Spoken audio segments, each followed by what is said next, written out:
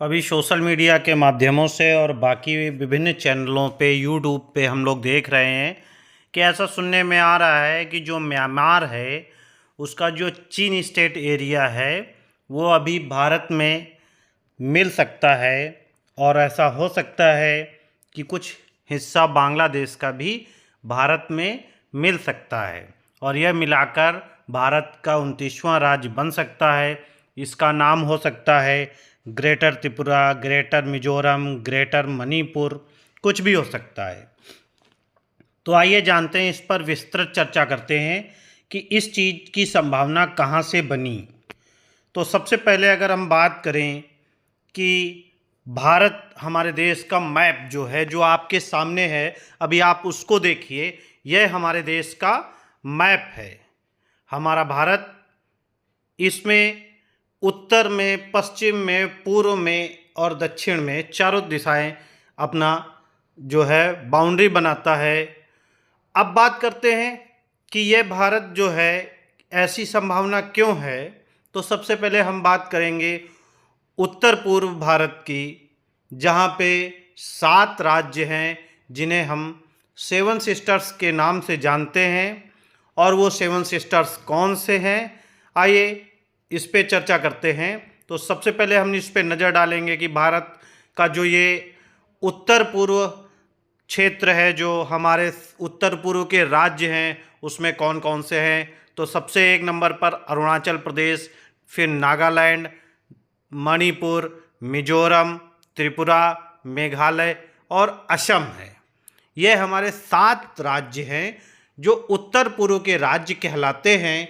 और अपने में यह एक बहुत बड़ा इनका महत्व है और इन्हीं को 7 सिस्टर्स का नाम दिया गया है।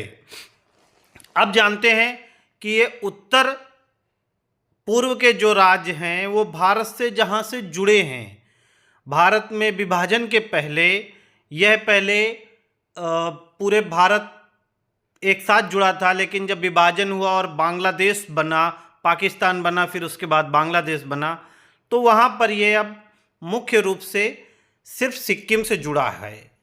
सिक्किम को चिकन नेक कहा जाता है। चिकन नेक क्या है, आइए सबसे पहले इस जानते हैं कि हमारा जो ये भारत है, हम इसको एक मुर्गी की तरह देखते हैं, एक हैन की तरह, चिकन की तरह देखते हैं।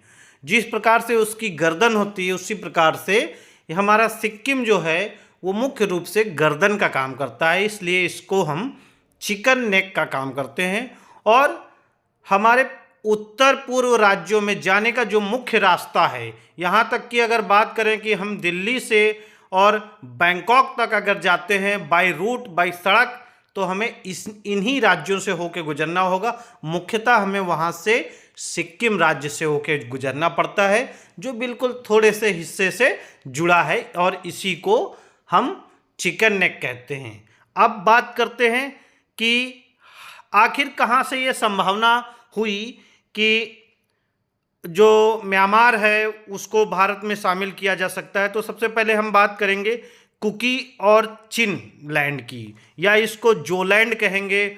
जो ब्रिटिशर्स ने, उनकी एक सोच थी, एक विचार थी, उन्होंने इसको अपने बनाया था, मानसिक तौर पे उसकी अपने मन में कल्पना की थी। उसको कुकी लैंड या चिन लैंड या जोलैंड के नाम से जानते हैं। कुकी कम्युनिटी है जो मणिपुर और मिजोरम, बांग्लादेश के कुछ हिस्सों में और म्यांमार में भी रहती है। अब लास्ट ईयर आपने देखा कि मणिपुर में बहुत सारे डिस्प्यूट्स क्रिएट हुए थे कुकी समुदाय और मैती समुदाय के बीच में। ये वही कुकी समुदाय है जो इन क्षेत्रों में, जिनकी एक बहुत बड़ी संख्या है, बहुत बड़ी आबादी फैली हुई है। अब बात करते हैं कि बहुत से उस टाइम जब हमारे देश में विवाद फैला हुआ था, तो बहुत से कंट्रीज़ जो थे वो ये चाह रहे थे कि इस मणिपुर को हम डिवाइड कर दें। जैसे बांग्लादेश भी था, पाकिस्तान भी था, म्यांमार भी था, अमेरिका भी था। तो कोई बंदूक रख रहा था म्यांमार के कंधे पे, तो कोई बांग्लादेश के कंधे पे रख के अपनी बंदूक चला रहा था। तो भारत सरकार ने जस्ट इसका उल्टा किया और उन्होंने सोचा कि क्यों हमारे ऊपर कोई बंदूक रखे, तो हम सबसे पहले ही हम इसका कोई हल निकाल लेते हैं। तो उन्होंने क्या किया कि सबसे पहले उन्होंने इस बारे में सोचा और अब उन्होंने मणिपुर को तोड़ने की बजाय म्यांमार के कुछ हिस्से पे उन्होंने अपना प्रस्ताव भेजा है। सबसे पहले अगर बात करें कि मिजोरम के जो मिनिस्टर हैं लालडुओमा, वो इस प्रस्ताव को उन्होंने पहले भी रखा था। अगर यहीं की बात करें तो मिजोरम के गवर्नर जनरल वीके सिंह हैं जो एक्स जनरल ऑफ आर्मी थे, और वहीं मणिपुर के जो गवर्नर हैं वो अजय भल्ला हैं जो एक्स होम सेक्रेटरी थे और होम मिनिस्टर के बहुत ही करीबी थे, अमित शाह जी के बहुत करीबी थे। मिजोरम के सीएम ने अभी हाल ही में एक एग्रीमेंट जो है वो रिबेलियंस ग्रुप के साथ साझा किया है, एग्रीमेंट किया है, जो चिनलैंड काउंसिल और एंट्रीम चिन नेशनल कॉन्स्टिट्यूटिव काउंसिल और चिन ब्रदर्स के बीच में हुआ है। ये जो काउंसिल्स हैं ये कहाँ से उत्पन्न हुए, कहाँ से ये क्रिएट हुए, तो बात करते हैं 1988 में जो वहाँ पे दो ग्रुप थे जो म्यांमार में चिन्स कम्युनिटी के लिए लड़ते थे। उनमें थे एक चिन नेशनल फ्रंट और दूसरा था चिन नेशनल आर्मी, जो म्यांमार की मिलिट्री जुंटा आर्मी से फाइट करते थे और आज भी वो उससे फाइट कर रहे हैं।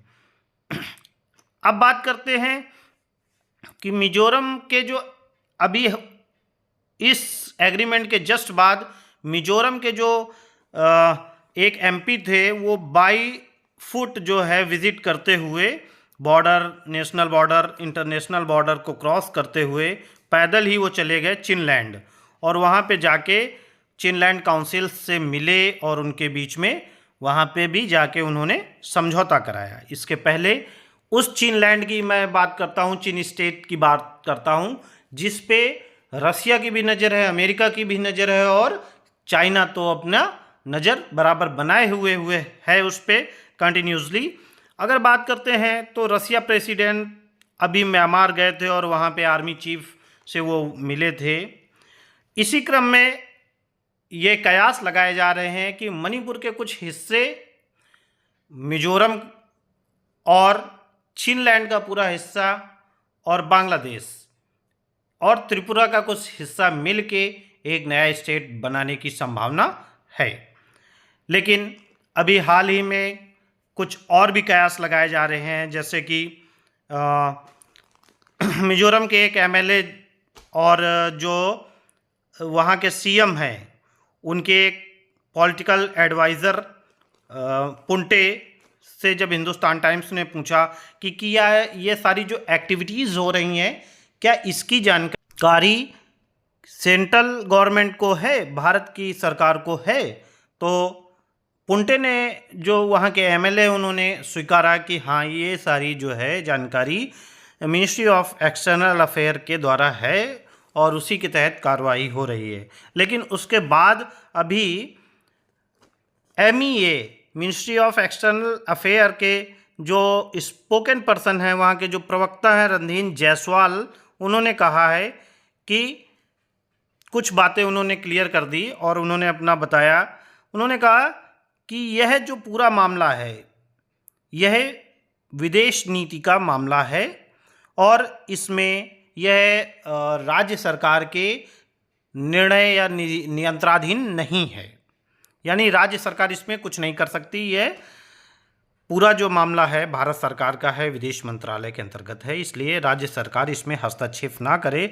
उन्होंने और भी कहा कि what ever is going on in Myanmar, जो भी म्यांमार में चल रहा है उसकी जानकारी जो है वो भारत सरकार को है। वो सिक्योरिटी और अन्य चीज़ों पे लगातार नज़र बनाए हुए, इसलिए राज्य सरकार इससे दूर रहे, राज्य सरकार के नियंत्रण में ये नहीं है, वो इस पर कोई भी इंटरफियर ना करे। अब देखते हैं कि इन सब कयासों के बीच में क्या सच में जो चीन स्टेट है वो क्या भारत का हिस्सा बन सकता है। चीन स्टेट में बहुत बड़ी मात्रा में वहाँ पे चीन कम्युनिटी के, कुकी कम्युनिटी के लोग रह रहे हैं और चूँकि मणिपुर और मिज़ोरम में भी कुकी कम्युनिटी के बहुत सारे लोग रह रहे हैं। तो देखते हैं कि यह कयासपूर्ण होता है कि नहीं। धन्यवाद।